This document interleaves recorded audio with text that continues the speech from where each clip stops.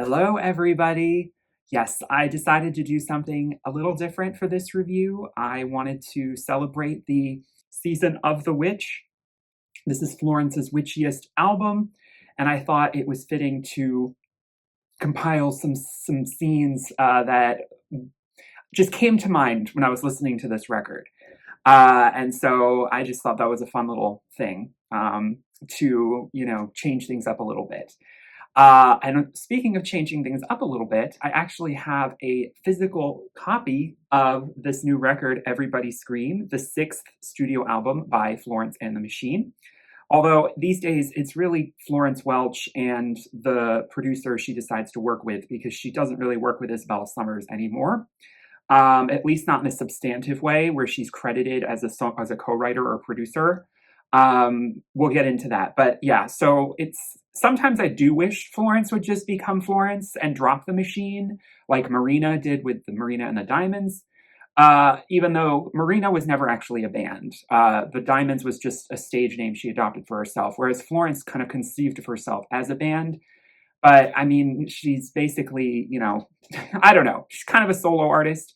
So I do sometimes wonder if she could just be Florence. We don't really need the Machine thing, but I guess to be edgier and hipster, you can't use your government name, in a band. Like, I think Florence is of that, she comes from that background. And that's just something that, in that kind of old indie scene in London, she's just like, of course I'm not going to use my government name as my stage name. Like, no, I'm in a band. But even if I'm not. But anyway, here we have the vinyl, and I am going to hold it up and actually it's already been opened, but I can show you if anyone, is interested. This is the chamber edition version. So I don't normally buy vinyls. I do not have a record player. If you follow me, you know this. I actually only own 2 other vinyls, one of which I was given for free. Shout out to the Green Children. They gave me a free copy of their first album. And then only Björk's Vespertine is the only other album I own on vinyl. I don't have a record player, so there's just really no point yet. And I don't also quite have the discretionary funds. I have quite a few CDs, but, I've collected quite a few Florence albums on CD. But my boyfriend, he definitely has the collector bug for physical media. And so he gifted me this. And, I'm very grateful. I would have been fine without it, but I am so excited to have a physical vinyl of Florence's work. I would love to have several of her records on vinyl. But, we've got this beautiful tapestry. It's kind of hard with the ring light, unfortunately, but we've got this, beautiful tapestry here. This is, of course, not the standard edition cover. The standard edition cover, shows her spread eagle on the bed, kind of like reaching, pulling up her skirt.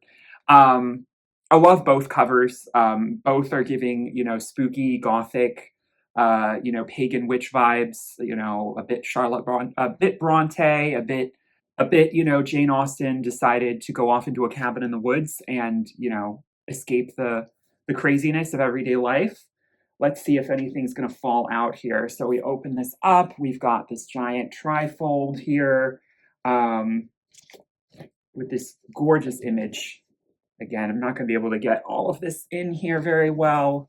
And I'll just pull out the 2 vinyls here. Encased in the lyrics, we have these This is not the best space for me to do this. We've got these gorgeous green vinyls. The other one is similar, but with a different symbol on it.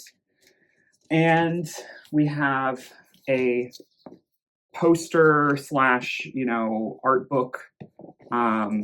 So, beautiful photos. And I, always am here for, there was a beautiful photo book for How Big, How Blue, How Beautiful. But I have the small version because, it was the CD version that I bought. Actually bought it for my mom 10 years ago. But yeah, so absolutely in love with the sort of visual language she's using. Obviously, like I said, distressed, moody witch on the moors. Definitely the vibe. And I believe that's everything. Oh yeah, we've also got more lyrics and a giant poster, which, try and hold up if you can see it. So yeah, I'm going to have this in the background the rest of the video, but it's going to take me a minute to put this back together. Oh.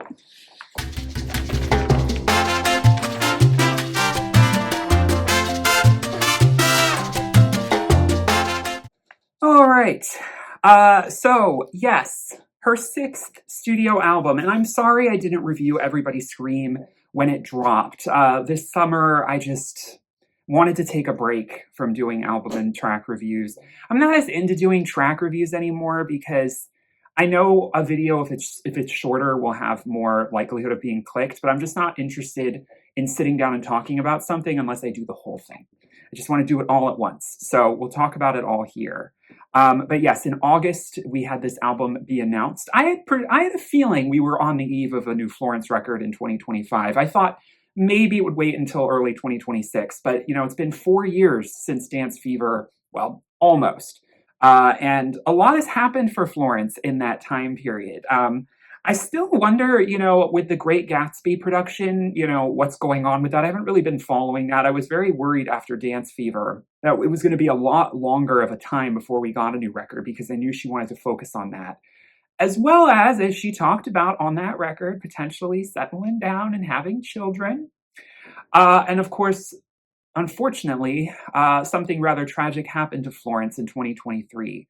During the Dance Fever tour, she suffered an ectopic miscarriage. Correct me if I'm wrong, but I believe that's what it's called. And she said she had, several liters of blood in her abdomen that if she hadn't gotten medical attention sooner, could have been seriously dangerous, potentially very fatal.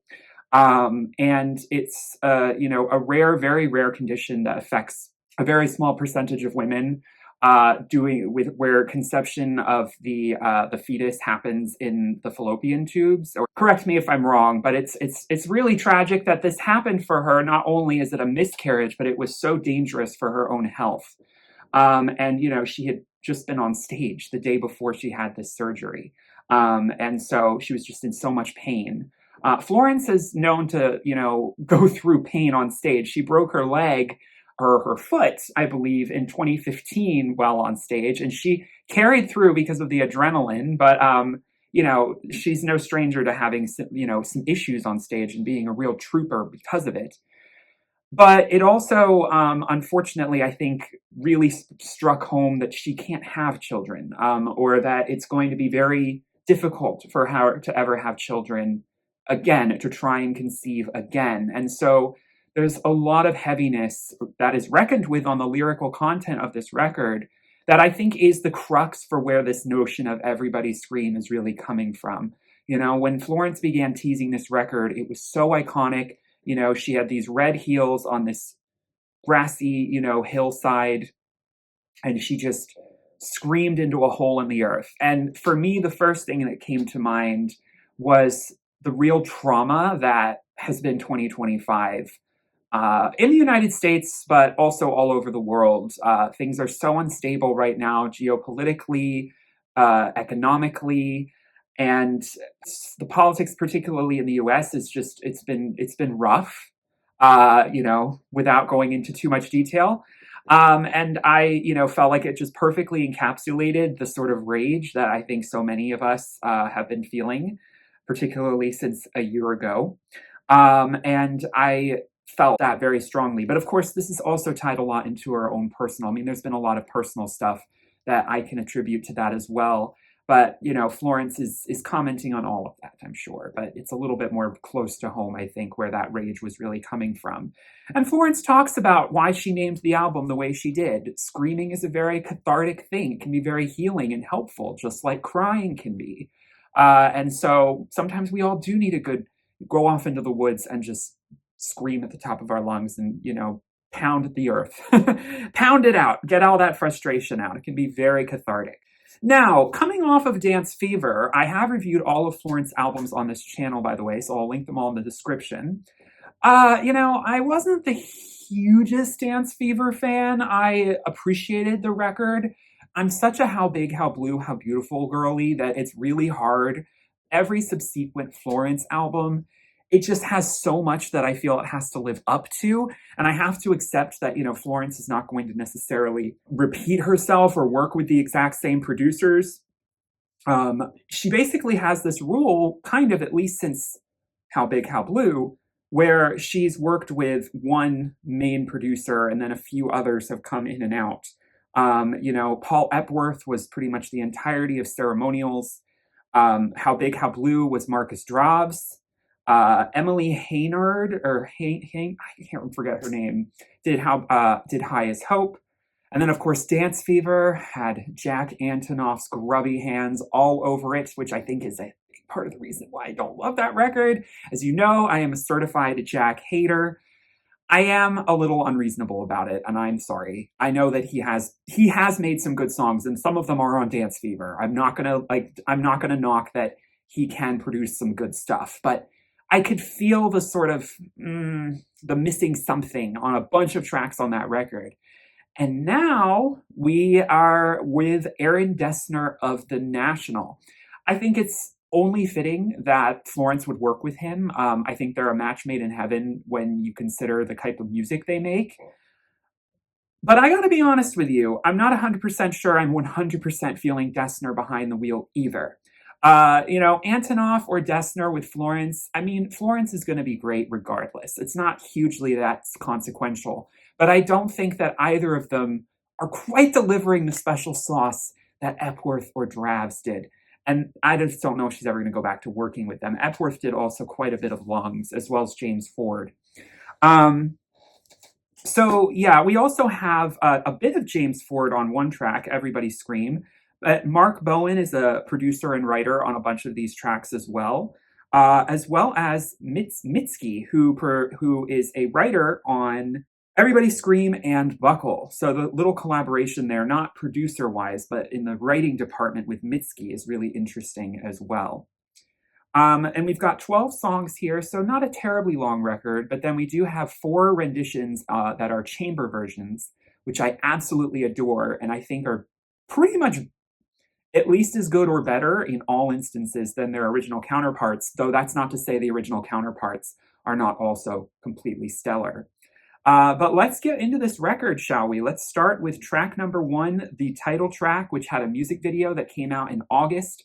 Let me just say that music video, is anyone familiar with Pendle Hill, which is, I believe, I want to say it's in Yorkshire, but I'm not 100% sure. Correct me if I'm wrong. I remember seeing a Most Haunted. They're like a paranormal investigation show. Kind of corny, very dubious whether they're authentic or not. Probably very much on the inauthentic side, but whatever. It was entertaining for me while I was in high school. And they did an episode on Halloween, I believe, and they were exploring the area and this one particular historic farmhouse where they claim to have a lot of activity. It's considered to be one of the most haunted places in Britain. And the Pendle Witches were one of the most notorious and well-documented witch trials in British history. And so whenever, I know this probably wasn't filmed there, but it just looked like, I mean, a lot of England looks the same, but it's a lot of fields with sheep. But it reminded me of her. I just imagined her walking around there. And I could have seen her filming this video there. And she's in this grand, Tudor hall. We've got this dark oak wood interior, which is reminiscent of sort of the interior of the album shoot. We've got these these wooden cabins with, just like candlelight and, raggedy sheets and, 19th century clothing. Like Florence always loves to wear these beautiful dresses and just this reckless abandon, this feral energy that is very much evident in the visuals and in the song itself. Get on the stage, I call her by her first name, try to stay away, but I always meet her back at this place. She gives me everything, I feel no pain. I break down, get up, and do it all again. Because it's never enough, and she makes me feel loved. I could come here and scream as loud as I want. Everybody dance, everybody sing, everybody move, everybody scream. So obviously, this is definitely a call to the stage, a call to coming to the place where she feels like she can exercise her demons the most freely, and being in a good headspace to do so for her fans. And again, I appreciate how interesting this song is in the, construction of it for a Florence song. I mean, it's interesting. So if you've seen, Florence did a cover of Angel of My Dreams by Little Mix ex-member Jade, which is a phenomenal pop song, one of the best pop songs of the last year. And Florence talks about why she was so drawn to that song. It's like a bunch of different songs in one. The structure of it is very unique. And if you listen to the song, you can see what she's talking about. I mean, the tempo changes, the key changes. It's very all over the place, but in a wonderful way. And Florence kind of wanted to channel that. The song takes on all these different forms, from being, a little bit more wild and feral to being a little bit more straightforward and folksy. It just has these forms that take you through the journey. And I love at the end, the a cappella, witchy, anthem, the witchcraft, the medicine, the spells and the injections, the harvest, the needle, protect me from evil, the magic and the misery, madness and the mystery. Oh, what has it done to me? Everybody scream.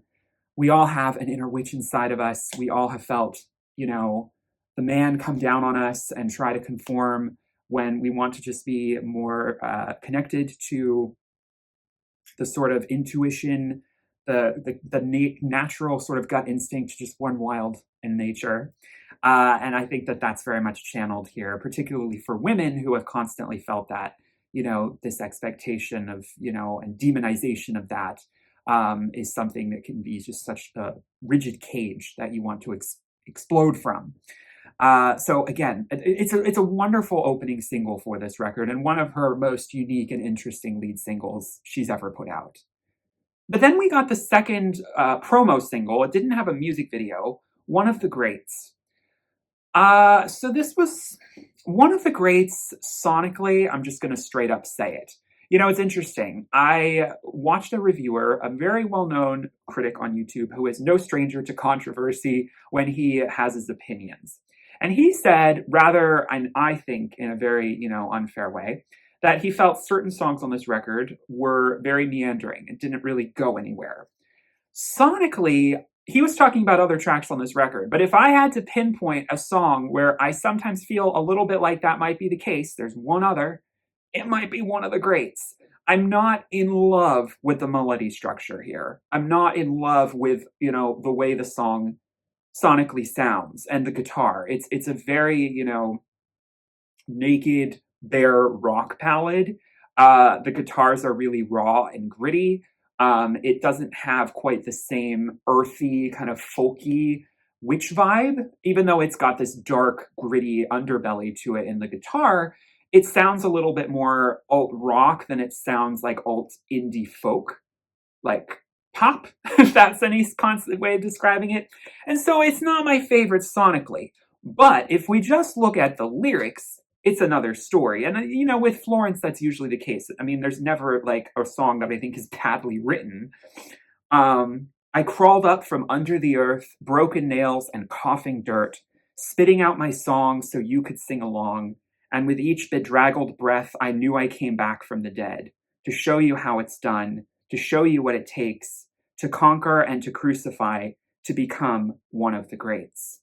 Obviously, Florence is referring to her near-death experience most acutely here, but, it's a metaphor for how she is constantly as many artists, particularly female indie artists, have struggled with achieving success or having too much of it and not knowing how to deal with it, coming back from, perceived defeats and rearing their head and showing themselves once again in public and not being ashamed to do so. And that's how you become truly memorialized. I have a scream kept inside my chest, killed everyone I'd ever kissed. There's so many great lines here. Hung them on the wall like trophies, each name a stain upon my lips. Did I get it right? Do I win the prize? Do you regret bringing me to life?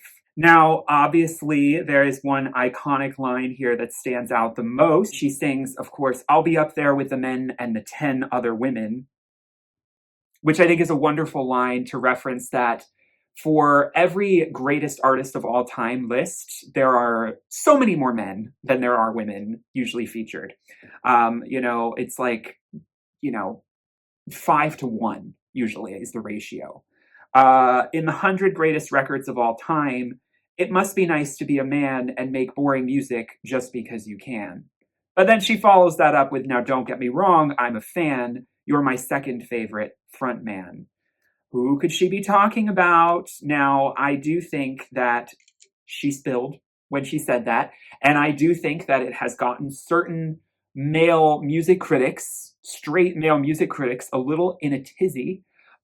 Because, look, I'm a little biased. I mostly listen to female musicians. So when I heard this line, I was like, oh, it's funny. I always thought of Florence as, I know she's talked a lot about Patti Smith and she's referenced a lot of female writers in her music.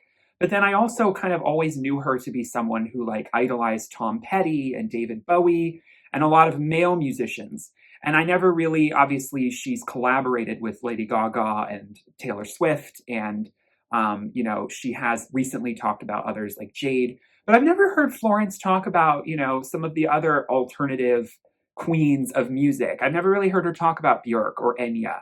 And I know she's a fan of them. But, I sometimes want a little bit more from her in that department to just show that she truly is connected to that lineage, whether she wants to be or not. She is one of the greats in that line of, Kate Bush and, on downward. She has talked about Kate Bush. And I do think that it's refreshing to know that, Florence, and she says this on another song even more explicitly, don't get it twisted. She will always be a girl's girl for music. But it's interesting how, a lot of, I feel like, great female musicians are often attached to mediocre male artists. They maybe date them, for example. It can be rough out there sometimes being a heterosexual woman, in the indie alt music world. You got a lot of Maddie Healy's. You don't got a lot of, it's a bit rough. You got a lot of, men who haven't showered in a couple days, in that scene. But I feel like, all too often especially in the past, I feel like 15 years ago, this was so much more prevalent.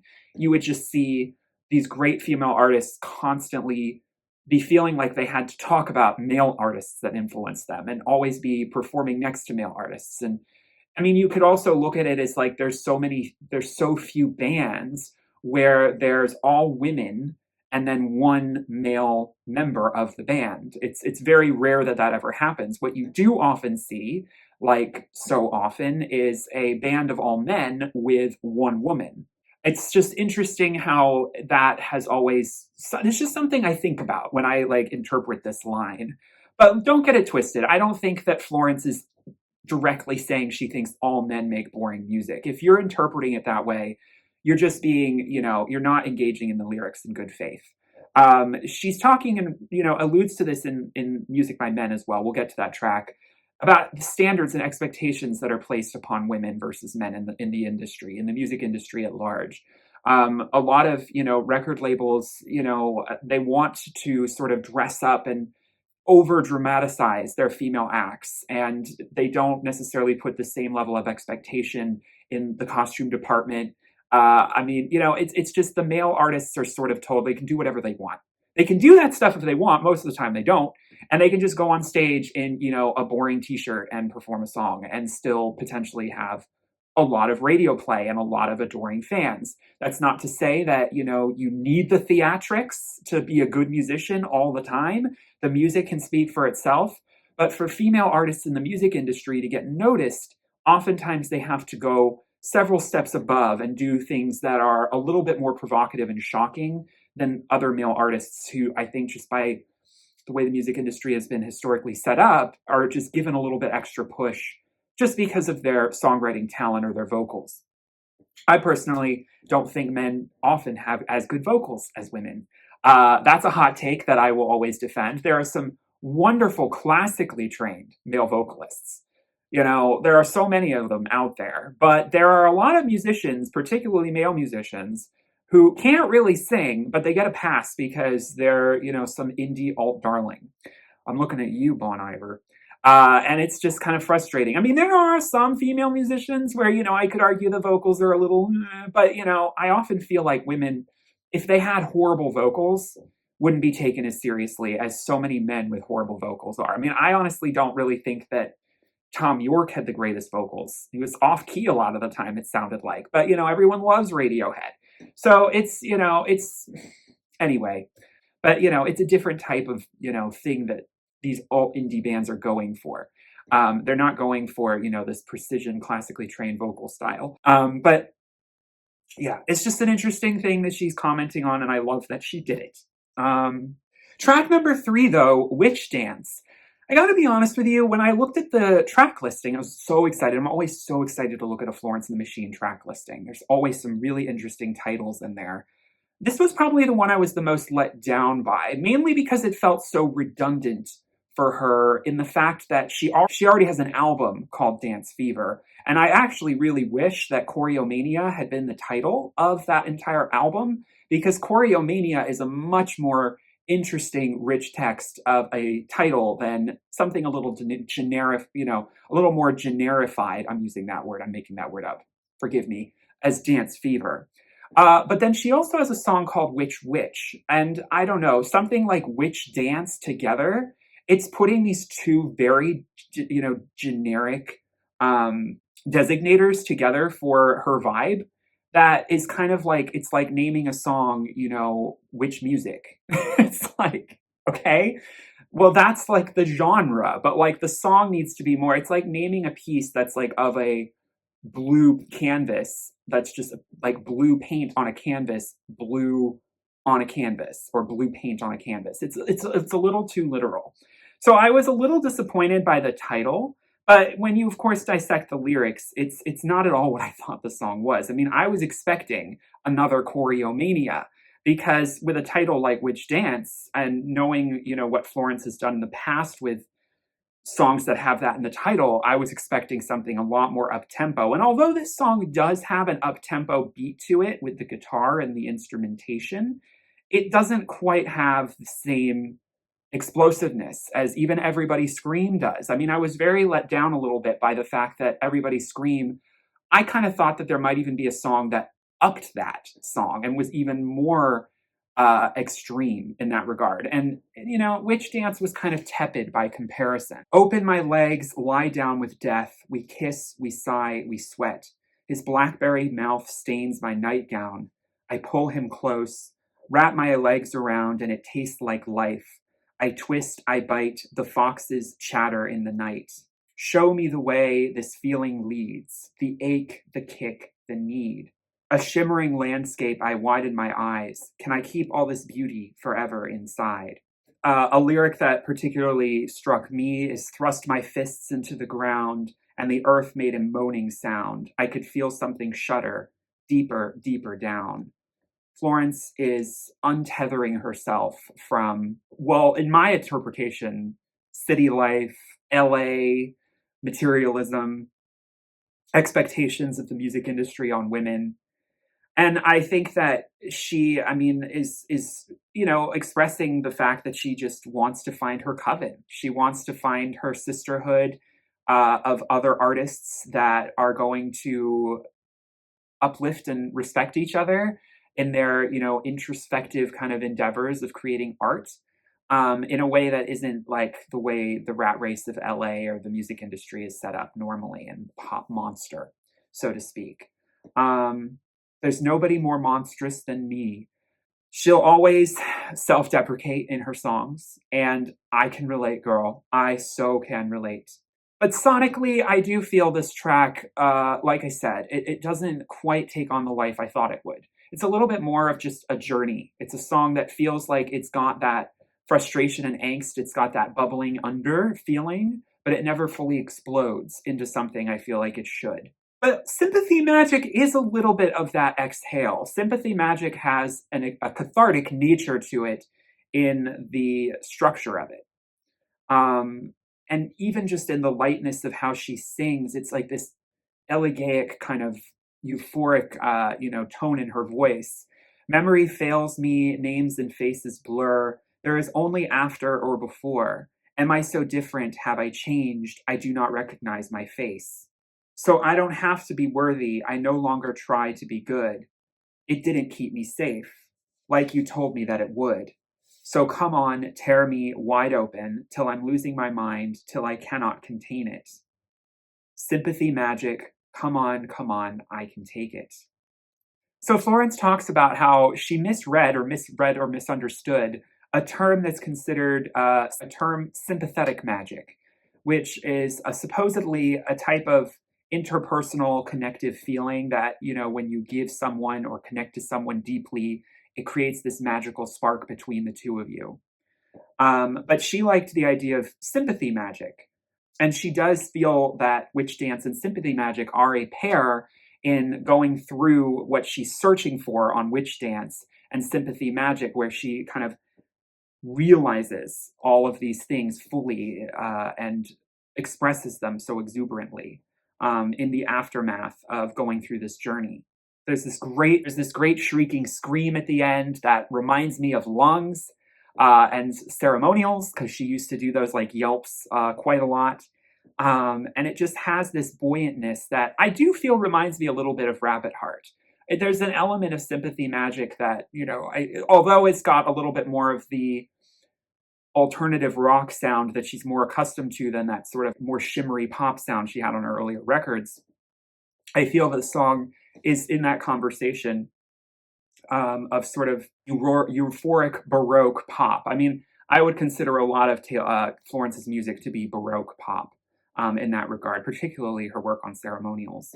But I must admit, I do think the chamber version, when you strip it down and give you that, like, get more of that harp in there, it really leaps off for me. Track number 5, I feel like, is where the album starts to really pick up. I must admit, upon first listen, I was getting a little nervous because One of the Greats and Witch Dance were a little underwhelming. Sympathy Magic we heard a week early. She did release the music video the Monday before the album release. It has her once again in a British moor or British field, could be Pendle Hill, probably not, with her dancers, and it just, again, is channeling this pagan Britannic energy so wonderfully. Apparently Perfume and Milk was the last song written for Everybody Scream. Florence worked with Aaron Dessner, who actually his home base studio is in the Hudson Valley of New York. So she recorded this album half in London and half in New York State. And I'm not entirely sure if this particular song was recorded there, but there's something about this song and one other that make me think that she was very inspired by. I've been in New York State. The Hudson Valley is absolutely gorgeous. She actually posted on Instagram a picture of herself visiting there last year with the beautiful Frederick Church iconic studio house, Olana, that she visited, which I actually visited this past summer. It was the second time in my life that I'd ever gone there. And I was like, this place, if anything, is a home for Florence. It has such Florence Welch energy. I highly recommend, if you're in the area, touring this iconic historic studio. It's very unique in its design and architecture. But there's something distinctly New England. Well, there's something very British about the sort of witchy. There's something very European about the kind of earthy, paganistic inclinations of the lyrics, but it really calls to mind like New England, like witchcraft as well. And so I was thinking a lot about that and the winter and turning into winter from fall in the Hudson Valley. Perfume and milk, the body in bloom, the falling leaves, the fallen fruit, the rot and the ruin, the earth and the worms. The seasons change, the world turns. Trees turn gray and the land turns brown in a house in the woods on the edge of town. Bury it deep, swallow it down, taking the herbs a laurel crown. Doing the work and sleeping alone, downloading revelations of divine love on my phone, trying to read but getting distracted, trying to live but feeling so damaged. And all shall be well, all shall be well. Miracles are often inconvenient, and a prayer is a spell. Song. I mean, she goes on in verse 2 to talk a little bit more about her, pilgrimage away from the city into that house by the edge of town. Interestingly, she talks about, the hope and the horror of spring rain, singing daffodils again. Daffodil is a song off of her 2022 album, off of Dance Fever. So that was a nice little reference there. And there's just something so beautiful about the way she talks about the turning of the season and kind of just being this recluse and surrendering to the beauty of nature, to feel the unending, unchanging rhythm of life and connect deeply with it and in with yourself. Something I'm a huge proponent of and support so much. And I do think that Florence, always had that sort of hermit-like soul. And so I love hearing her sing about it so unashamedly for the first time. She's always hinted at it in her music, but this is the most unabashedly witch in the woods that she's ever been. And it just, again, reminds me of so many great movies and paintings. And the way she sings, how the world turns and repeats that line. Again, I'll never understand this one critic who said this was the song he felt did not go anywhere melodically. There's a really, home at home, and there's a yearning to this melody that it gets stuck in your bones. You just feel the, something deeper, the something guttural coming out of her. And you feel that sort of mystical, enchanting wanderlust to go deeper into the unknown, to the deep, dark forest, and wander around like a depressed, moody bitch. And just, it's so much of a vibe. I can't even explain it, especially for this time of year. One of my favorite songs on the record. And she does, of course, again, bring this back to her life-saving surgery, which she had probably to recover from for quite some time, which kind of forced her to sort of just, sit in a room, and just think. And she couldn't even read without these thoughts coming in that were making her like question everything. Buckle is sort of like the odd man out on this record. It's very different in sound, mainly because it's so straight up acoustic guitar. And it has a jaunty, sort of uplifting, like melodic tone, where most of the other songs are so lamentative and kind of mournful, or at least very dire and serious in its sound. Well, regardless, sympathy magic a little bit, but it's a very like sweet and sort of saccharine song in some ways. I've heard some people say it's not gelling with them quite as much. But it's a very like, endearing little love song that I think belongs on the record in its kind of like heart on its sleeve, autumnal folkiness. Because I'm stupid and I'm damaged and you're a disaster. When you walk into the room, oh, none of it matters. Oh, baby, I just buckle my resolution in tatters. Because I know it won't work, but make it ache, make it hurt. Keep me a secret, choose someone else. I'm still hanging off the buckle on your belt. And it was interesting how I wasn't sure how she was going to use buckle when I saw that as a title. I didn't think she was actually going to talk about a buckle on a belt. I thought she was going to talk about the act of buckling under immense pressure. But she references it both ways, which I think is great here. Once again, I'm going to be talking a lot about how we really need to find a good man for Florence here, because this woman is going through it. I may be a little, side eye about Taylor and Travis, but at the end of the day, I don't know. Florence deserves to find her puppy dog husband, because I feel like she keeps apparently she keeps coming back to this one indie musician. She says she's kind of dated him for like 12 or 15 years at this point, and they always break up whenever she releases an album. I wonder why. And it's just this vicious cycle she can't get out of. And I do sometimes worry that, I don't know, just it's not working, girl. Let's find someone else. Okay? But maybe she will always kind of just be this attached to this person for some reason. Sometimes, I'll never understand the connections some women have with certain men. I'm just like, he is not worth it for you. He is dragging you down, girl. Speaking of dragging someone down, interestingly, Kraken, I believe, is not actually about a relationship. I thought it was, but I was hearing her talk about her like relationship to her own peers and dealing with fame. I guess, yeah, you could obviously interpret it that way. Like her getting so huge in terms of her blowing up. I mean, she's such a big name these days, and she's been big for a long time. That it can feel like it's swallowing herself whole, and she doesn't really want that. She doesn't want to be that famous. I mean, I heard her say in one interview that this is the absolute limit of fame she could ever handle.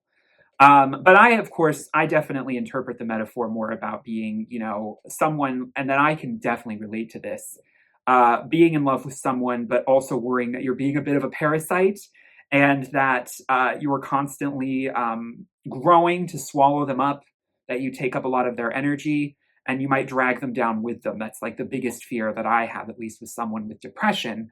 I don't want to do that to someone else. But yeah, she mentions, and all of my peers, they had such potential. The swamp, it took them down. And my love, I have to tell you, I kissed them all and let them drown. You didn't see me, just another drunken groupie. So when your hand reached out, I just pushed you further down. Well, do you see me now? I think she's kind of talking a little bit about other indie musicians she came up with who didn't maybe make it as big as she did, and feeling kind of some guilt about the fact that she got big and they didn't. She maybe feels like she wants to lift them all up, but she can't do that. One person cannot be responsible for the careers of all these other people you might be acquaintances with. And maybe she feels like in the past she hasn't done a good job at, lending support for other artists who are up and coming behind her. Or she feels like when she's offered support, it actually has made things worse.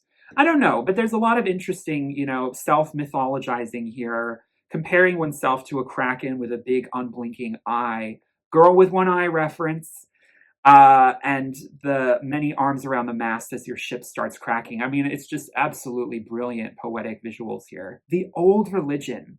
I think this was one of the track titles I was the most excited about, because when I think of The Old Religion, I'm thinking pagan witchcraft, like stuff along that line. And it definitely, like, in the lyrics is alluding to that. And the old religion humming in your veins, some animal instinct starting up again. And I am wound so tightly I hardly even breathe. You wonder why we're hungry for some kind of release. So tired of being careful, so tired of being still. Give me something I can crush, something I can kill. A lightning strike, a fallen tree, and I'm afraid, oh, don't let it find me. But you can't run yourself, you see. And I'm powerless, oh, don't remind me. And it's the old religion, but the urge remains the same. Freedom from the body, freedom from the pain. And it's your troubled hero back for season 6. When it's at its darkest, it's my favorite bit. It's always darkest before the dawn. One of my favorite lines. Of course, she didn't come up with that, but it's a Never Let Me Go. I didn't know this, but reading about this album and some people's comments online, the reference to season 6 is to Buffy the Vampire Slayer. I guess she's a huge Buffy fan. I've never watched the show, but shout out to that reference. It does look like it's a very good show. So it's interesting how, again, she is self-mythologizing. Again, she does such a good job about doing this in a self-deprecating way. Getting up again after, being wounded so, intensely. She compares herself to an animal licking her wounds on another track.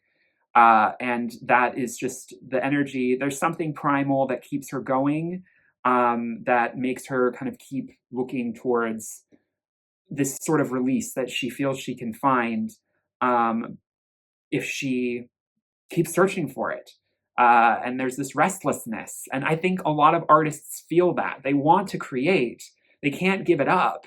It can be hard to do so, and bring all these complicated feelings, and that instinct is still there. I don't think that she references anything just directly to witchcraft in this song, which I was kind of hoping she would. But she doesn't need to. And she talks about addiction being this thing that she's been trying to escape from. I know she's had a real issue with alcoholism. I hope Florence is still sober. I believe like 11 years ago she became sober. And so, sometimes she sings about it still. But I will say this is another one like one of the greats where I want a little bit more from the melody. She really loves this kind of staccato guitar that's sort of subtle in the background. I wish the guitars were allowed to like really soar with the melody line. Instead, they're used as percussion elements mostly. And then we have orchestration coming in. There's this epic, grandiose build with the drums. And there's a lot to be said about just the sort of vocal that is on display here. I mean, this song crescendos beautifully, but I do wish it just melodically did a little more for me. I feel like Perfume and Milk is a perfect example of a subtle but actually brilliant melody line, whereas The Old Religion, it's fine, but it could be a little bit more memorable. But Drink Deep, this is probably the witchiest and most ethereal track on the record, but one that maybe she's ever made. Through bramble and briar, under ash and oak, I went to find the hidden folk. Is she talking about fairies? I mean, when I hear the words hidden folk in this context, fairy, forest spirits, dwarves, gnomes, whatever floats your boat, they gave me gowns and riches, cut gold thread with their teeth. Every night I went to see them. No, I did not sleep. And every cup they brought to me, oh, you know I did, drink deep. The way she gutturally repeats and hovers on that line is so ritualistic and beautiful and sonorous. It's a great use of her lower register because it's so ominous and it just has this enchantment to it. My eyes began to hollow, my skin began to fade. When I thought what I thought was a night was 1,000 years, what I thought was a sip was 1,000 tears. But still, they said, drink deep. This almost reads like a children's, fairy tale. But the thread that they spun was a woman's hair, and the gown stitched from her tenderest flesh, and the cup that they brought up to my lips, I realized I drank of myself.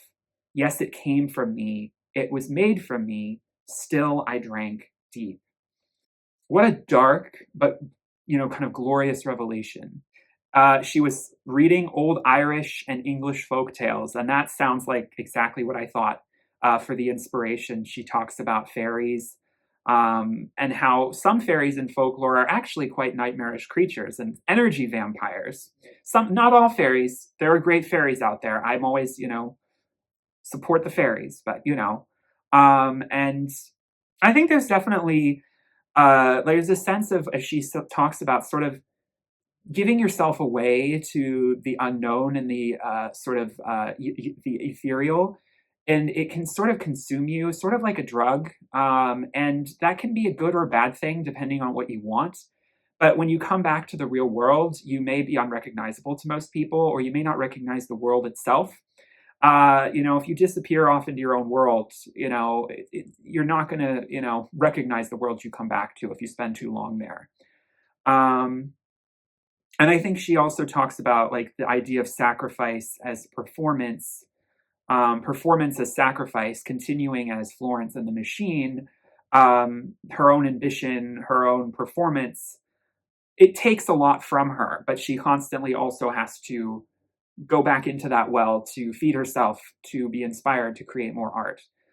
So it's this endless cycle that I think she's alluding to. And it's a wonderful metaphor. I would love a music video for this. I don't think we're going to get one. I also love how the chamber version is probably the most medieval bardcore, I'm going to use that word, sounding instrumental version of all the songs on the record. I mean, all of those chamber versions are bardcore, and I am absolutely in love with like Florence going unapologetically in that direction. But there's something so earthy, and again, earthy is a great way to describe this record and its production. There is just something so undeniable about the way that this song builds with the drums and the eerie percussion and the chimes and the rustling in the background. But then we get again more stripped back, more stripped forward, straightforward acoustic, but in a much more kind of beautiful, melancholic way than Buckle. This one is definitely a sad sounding song. Music by Men. She talks about going to couples therapy, but wearing their own headphones, listening to their own demos, kind of existing in their own worlds, and how they have to kind of do that to live together, which is such a horrible way to sustain a relationship. And she wishes that it could be us that come home together and fall asleep, not looking at each other's phones. Because I know how to fall in love. I do it constantly. I fall in love with everyone I meet for 10 minutes at least. But then comes the work, the resentments, and the hurt, picking at your haircut and that stupid band t-shirt. Once again, I'm getting an image of this crusty band guy who's like, my indie band that has, barely 100,000 streams total on Spotify is like the next big thing, and your music is like, it's way too mainstream, like I'm not going to support you in public. Like, it's like, she admits it. She knows she kind of is a little too easily attached to what I consider to be these vampires for her. But then also taking a little bit of a swipe, not only at these crusty male musicians, but the music industry. Breaking My Bones, getting 4 out of 5. What did Pitchfork give this record? Oh, yeah. Listening to a song by the 1975, I thought, F it. I might as well give Music by Men a try. Again, the men are going to be triggered. The straight men are going to be triggered. Sorry, not sorry. Now, I think that, the 1975 being singled out here, it does rhyme with 5. I think she was going for that easy rhyme. We know that Florence has been connected to Matty Healy in several ways. I mean, in the British music scene alone. But, the friendship with Taylor maybe comes to mind, and, dissing the 1975. It's a subtle diss, but it's there.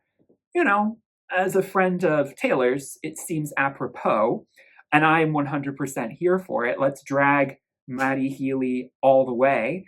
And they have one good song. The Sound, and otherwise their music to me is the definition of mediocre white male music, white male, like, alternative music. But I'm a hater. I just don't listen to men like that, straight men at least. But yeah, I mean, there are definitely like more hyped up and worse, creatively more devoid bands out there. I mean, if she had referenced Morgan Wallen, like Miss Haley Williams did recently, that would have been epic. But she didn't need to, and it would have been such a leap for her because she has no reason to be in the same circles as Morgan Wallen. Different genre, different country, just everything, different culture. But the 1975 is a pretty well known, but also and also pretty popular figurehead for this. And I think it's because of Matty Healy. She's like, well, I can drag him a little bit here. And I bet her man, her man would probably think the 1975 are like, corporate sellouts too, because they're kind of, mainstream. They're kind of pop, aren't they? But anyway, once again, I mean, she's not going to explicitly say that when she talks about what the song is about. She's talking about, yes, relationships for her have not worked out, but coming back to the stage and to music is where it all works. Interestingly, she talks about feeling kind of disassociated from her gender quite a bit. And that ties a lot into the next song, which is extremely heavy on that regard. She feels her gender has kind of been thrust upon her. And she feels sometimes like performance and art is what helps liberate her from that.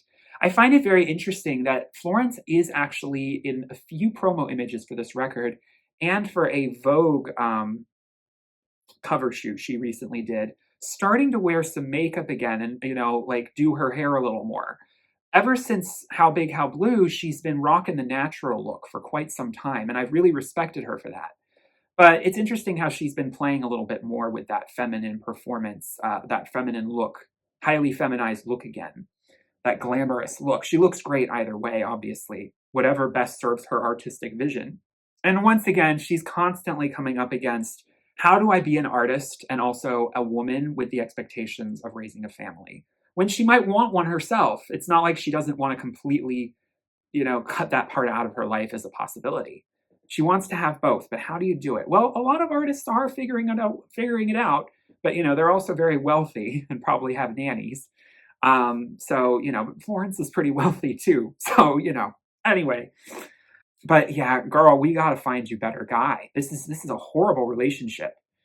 And I mean, I can understand, like she's not saying it's good. She's, I mean, she's spelling it out that like this is broken, like this is bad. But, I mean, we all have our vices. You can have it all. I think that this song, without even needing to hear what she has to say, I think this is the most clearly about her unborn child, her miscarriage, her ectopic pregnancy. I sit in the salt water, call in the vision of my daughter, light a candle, place my grief upon the altar. I don't know if she knew the gender. I don't think it was far enough along. Bird in my hands, a flower, a song. I used to think I knew what sadness was. I was wrong. A piece of flesh, 1,000,000 pounds. Am I a woman now? The crescent moon, an apple sliced, fig in the sky. The air smells of fruit and smoke. The season is ripe. I stay in the house, move the furniture about, try and control what I can, and feel the world slip through my hand. You can have it all. Dug a hole in the garden and buried a scream, and from it grew a bright red tree, shining with jagged leaves. Ooh, where else have I seen a tree, witchy kind of tree with jagged leaves in cinema recently? And when the wind blows, you can hear it. The trees grow tall, can't cut me. Tree grows tall, can't cut me down. Am I a woman now? I mean, she spells it all out. There is such a, profound, expression of sorrow and frustration and also resolution to this song that it's extremely, explosive as it needs to be. There's even like a wall of screams kind of that comes in at one point before the outro. This is Feminine Rage, the musical, Female Rage, the musical, okay? Yeah, Tortured Poets Department, hello. This is so raw and personal. I almost wonder if Florence might not perform it on stage. This would be the one song I could see her maybe omitting. Um, we'll see. I would love to see it. It's again a great way to kind of close out the record. But we do have what I feel is a little bit more like an outro or a sister song, an answer to the song before, And Love, which is this calm kind of Zen space that she comes to when she's finally able to see the other side of the coin. Love was not what I thought it was. It crept up on me despite myself. And it was not a love song, it was something else. More like surrendering to something, and more like resting than running. Peace is coming. And that's repeated. And there's this gorgeous harp, this gorgeous, cascading harp arpeggio.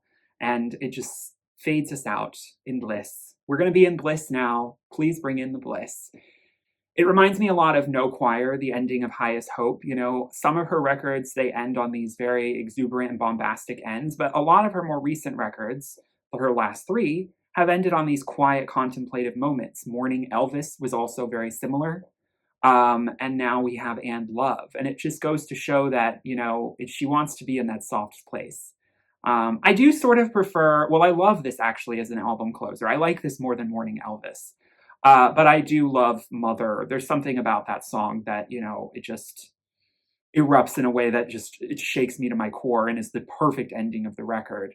And there's nothing that can be said that can't be, there's nothing that beats Leave My Body. I mean, that is an out of body experience listening to it for the first time. And what a way to end a record. But, it's a great note to end on. There's always the hope. There's always the realization that we're kicking and screaming and looking for something. It's not as hard as we thought it was going to be.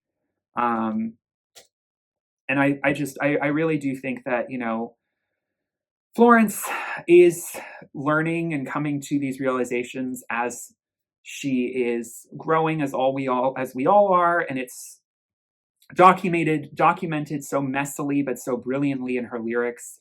And we are just all here to bear witness to what I think is a very, very stellar record from her. It does not top How Big, How Blue, How Beautiful or Ceremonials for me, but that's an extremely tall order. I'm not sure if Florence ever will. I hope she does. But there are some truly stellar songs in this record that I think stand up there with her very best. I'm going to put a ranking here, but as you can see right now, Perfume and Milk, I have it number 1, but Drink Deep is right on its heels. And so the top 3 or 4 here are like some of the greats. Talk about one of the greats. One of the greats maybe isn't actually one of the greats of this record, but that's my hot take. But anyway, what is yours? What are your favorite songs off of this record? Do you agree or disagree with my thoughts on it? I just hope we can get Florence into her, softer, comfortable, more healthy relationship that, is just a little bit more mutually beneficial for both parties. We really need that for her. Maybe the music won't be as good. That's what we're all worried about with Taylor. But something tells me Florence can turn something good into beauty and magic a little bit more organically. I'm just saying, she's just so good at that. So yeah, thank you so much for watching. That's my review of Everybody Scream. I would probably rank it as maybe her 4th best album, maybe her third, but below How Big, How Blue and Ceremonials. But maybe I'd put it above Lungs. I'm not as huge on Lungs as some people are. And then Dance Fever, and then Highest Hope, unfortunately, is at the bottom. But, that's not to say it's a bad record. There's just, Florence doesn't have a bad record. What can I say? Thank you all again so much for watching. I hope you enjoyed this video. I will see you all in my next one. Stay witchy out there. Peace, love, and light. Bye.